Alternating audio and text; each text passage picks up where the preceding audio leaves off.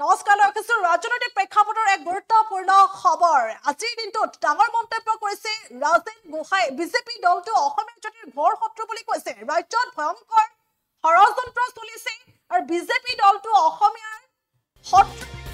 জাতিৰ শত্ৰু অসমীয়া জাতিক গিলি পেলোৱাৰ ষড়যন্ত্ৰ ৰচনা কৰিছে বিজেপি দলে ডাঙৰ মন্তব্য কৰিছে ৰাজেন গোহাঁই সবিস্তাৰিত খবৰ আমি লোৱাৰ চেষ্টা কৰিছো আৰু আজিৰ দিনটোত কেইবাটাও বিস্ফোৰক মন্তব্য কৰিছে ৰাজেন গোহাঁই অসমীয়া বিজেপি দলটো অসমীয়া জাতিৰ ঘৰ শত্ৰু বুলি কৈছে বিজেপি দলটো অসমীয়া জাতিৰ ঘৰ শত্ৰু সৰু অসমীয়া জাতিৰ অস্তিত্ব গিলি দিয়াৰ ষড়যন্ত্ৰ ৰচনা কৰিছে বিজেপিয়ে হিন্দুত্বৰ নামত ভোট দি বিজেপি ক্ষমতালৈ আনিছিল গতিকে সেই বিজেপিয়ে অসমীয়া জাতিটোক গিলি দিয়াৰ নিকৃষ্ট ষড়যন্ত্ৰ ৰচনা কৰিছে আজিৰ দিনটোত ৰাজেন গোহাঁই বিস্ফোৰক মন্তব্য কৰিছে পুনৰলৈ কৈছে ৰাজ্যত ভয়ংকৰ ষড়যন্ত্ৰ চলিছে বুলি কৈছে ৰাজেন গোহাঁই ন্যায়ৰ কথা কৈ মুখ্যমন্ত্ৰীয়ে কেৱল ভয় খুৱাইছে ইয়াৰ জৰিয়তে সুৰক্ষিত নহয় অসমীয়া জাতি ট্ৰাইবেল বেল্ট ব্লকৰ মাটি সুৰক্ষিত নহয় বিজেপিৰ শাসনত সংখ্যালঘু অধ্যুষিত অঞ্চলত যাব নোৱাৰা পৰিৱেশৰ বাবে কেৱল মুখ্যমন্ত্ৰীয়ে দায় আৰু মুছলমান আৰু ধৰ্মৰ কথা কৈ জাতিটো পংগু কৰাৰ চেষ্টা চলিছে গতিকে অসমীয়া জাতিৰ ঘৰ শত্ৰু বিজেপি দলটো ডাঙৰ বিস্ফোৰক মন্তব্য কৰিছে আজিৰ দিনটোত ৰাজেন গোহাঁই পুনৰলৈ কৈছে বিজেপি দলটোৰ অসমীয়া জাতিৰ ঘৰ শত্ৰু আৰু সৰু অসমীয়া জাতিটোৰ অস্তিত্ব গিলি দিয়াৰ এতিয়া ষড়যন্ত্ৰ ৰচনা হৈছে ষড়যন্ত্ৰ ৰচিছে বিজেপি দলে ডাঙৰ মন্তব্য কৰিছে হিন্দুত্বৰ নামত ভোট দি শাসনলৈ অনা হৈছিল ক্ষমতালৈ অনা হৈছিল কিন্তু সেই বিজেপিয়ে অসমীয়া জাতিটোক গিলি দিয়াৰ এতিয়া নিকৃষ্ট ষড়যন্ত্ৰ ৰচনা কৰিছে অসমীয়া জাতিক এতিয়া জাগিবলৈ আহ্বান জনাইছে ৰাজেন গোহাঁই সকলোকে জাগিবলৈ দিছে কষ্ট কৰিবলৈ দিছে প্ৰহৰী হৈ থাকিবলৈ আহ্বান দিছে আৰু যদিহে কোনেও নাজাকে তেনেহ'লে পুনৰ যদি বিজেপি ক্ষমতালৈ আহে তেনেহ'লে অসমীয়া জাতিয়ে শেষ নিশ্বাস ত্যাগ কৰিছে বুলি ভাবিব লাগিব ডাঙৰ মন্তব্য কৰিছে আজিৰ দিনটোত ৰাজেন গোহাঁই পুনৰলৈ কৈছে ৰাজ্যত ভয়ংকৰ ষড়যন্ত্ৰ চলিছে বুলি কৈছে ৰাজ্যত ভয়ংকৰ ষড়যন্ত্ৰ চলিছে ন্যায়ৰ কথা কৈ মুখ্যমন্ত্ৰীগৰাকীয়ে ভয় খুৱাইছে অসমীয়া জাতিৰ শত্ৰু বিজেপি দলটো অসমীয়া জাতিৰ শত্ৰু সৰু অসমীয়া জাতিটোৰ অস্তিত্ব নোহোৱা কৰিবলৈ এতিয়া চলিছে ষড়যন্ত্ৰ ঘোৰ ষড়যন্ত্ৰ চলিছে আৰু এতিয়া এইদৰে আচলতে ডাঙৰ মন্তব্য কৰিছে ৰাজেন গোহাঁই আৰু বিধানসভা নিৰ্বাচন সমাগত আৰু বিধানসভা নিৰ্বাচনক কেন্দ্ৰ কৰি এতিয়া তৎপৰ হৈছে এজিপি আজি বিশেষ এখন সভাও অনুষ্ঠিত হৈছিল গতিকে এই সভাত ইতিমধ্যে দলটোৰ ভৱিষ্যতক লৈ ৰণকৌশল ইতিমধ্যে নিৰ্ণয় কৰা হৈছে আৰু লগতে উল্লেখ কৰিব লাগিব আজিৰ দিনটোত এইদৰে ৰাজেন গোহাঁই উপস্থিত হৈ এইদৰে ডাঙৰ মন্তব্য কৰা দেখিবলৈ পোৱা গৈছে ৰাজেন গোহাঁইক এই সভা প্ৰদান কৰা হৈছে কাৰ্যকৰী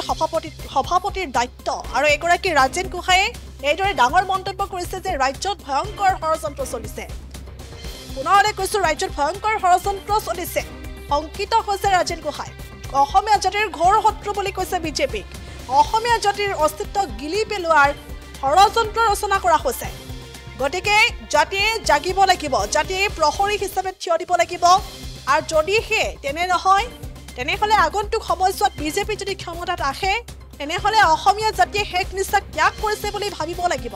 আজিৰ দিনটোত বিস্ফোৰক মন্তব্য কৰিছে ৰাজেন গোহাঁই এই মুহূৰ্তত সেই মন্তব্য আছে আগবঢ়াইছো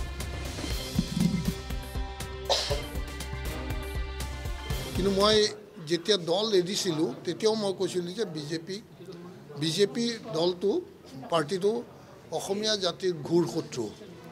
আজি সেইটো প্ৰমাণ হ'বলৈ লাহে লাহে গৈ আছে যিহেতুকে কা আন্দোলনৰ সময়ত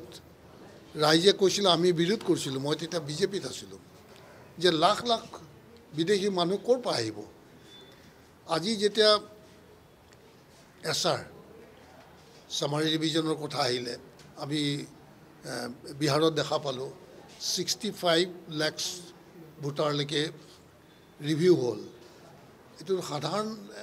অংক নহয় তে এই অসমীয়া সমাজ অসমীয়া জাতিটো সৰু অসমীয়া জাতিটো অস্তিত্ব আজি দেখোন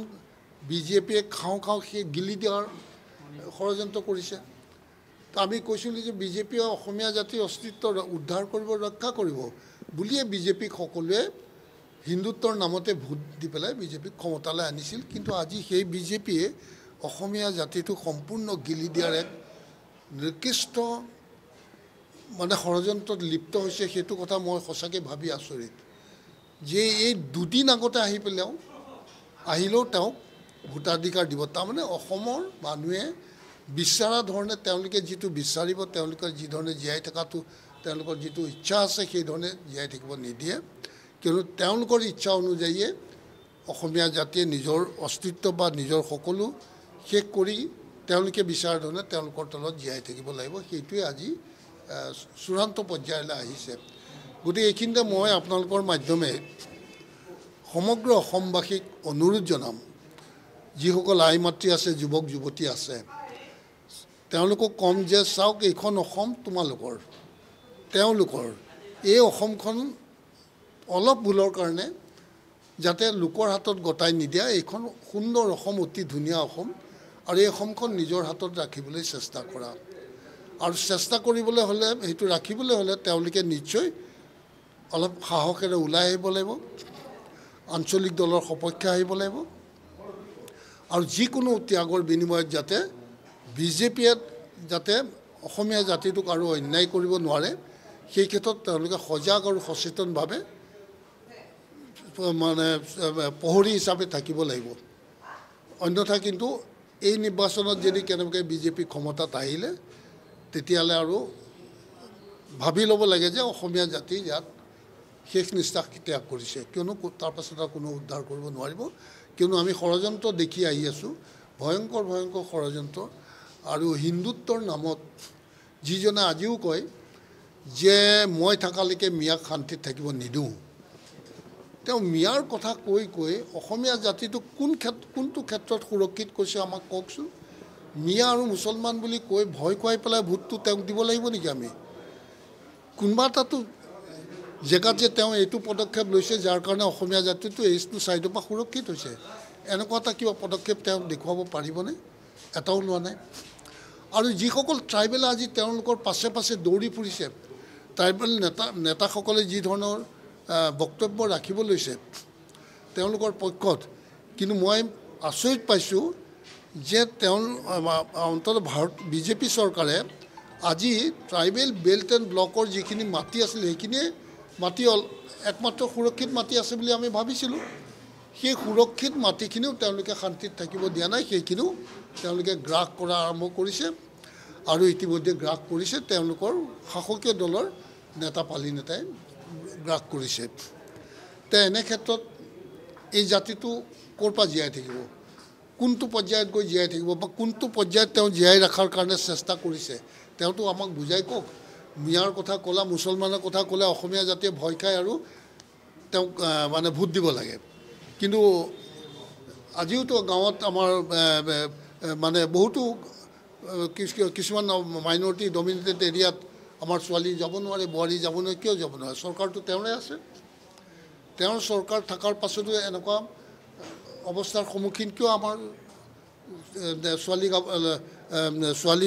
বোৱাৰীয়ে ফেচ কৰিব লগা হৈছে তাৰমানে তেওঁ সুৰক্ষা ক'তোৱে দিব পৰা নাই তেওঁ মাত্ৰ এটাতে ব্যস্ত আছে তেওঁ উপাৰ্জন কৰিব লাগে লুটপাট কৰিব লাগে আজে বাজে কথা কৈ ৰাইজক বিপদগামে মানে পথভ্ৰষ্ট কৰি পেলাই তেওঁৰ সুবিধাখিনি আদায় কৰিব লাগে সিমানেই তেওঁৰ কাম আৰু তেওঁ কোনো ধৰণৰ ভাল কাম কৰা নাই আৰু তেওঁক মই অনুৰোধ কৰিম যাতে মুছলমান ভয় দেখুৱাই তুমি অসমীয়া জাতিটোক পংগু নকৰিবা আৰু ধৰ্মৰ কথা কৈ অসমীয়া জাতিটোক পংগু নকৰিবা তুমি কৰ্মমুখী হ'বলৈ কিবা পদক্ষেপ ল'লানে আজিলৈকে ক'ৰবাত 1000টা ড্ৰাইভাৰ উলিয়াব পাৰিলেনে 1000টা প্লাম্বাৰ উলিয়াব পাৰিলেনে বা 1000টা মিস্ত্ৰী উলিয়াব পাৰিলেনে ক'তো একো নোৱাৰিলে আনকি যিটো আমি ধৰক ফিচাৰী ব্যৱসায়টো আমাৰ অসমীয়া মানুহে এইটো কৰিব পাৰে বা ফিচিকালচাৰ বা যিটো এইটো আমাৰ পোৱালি হেটচাৰীটো আমাৰ কৰিব পৰা বস্তু কিন্তু এইটো হেটচাৰী যিকোনো খবৰৰ বাবে যোগাযোগ কৰক 7099017330 লগতে 7099017110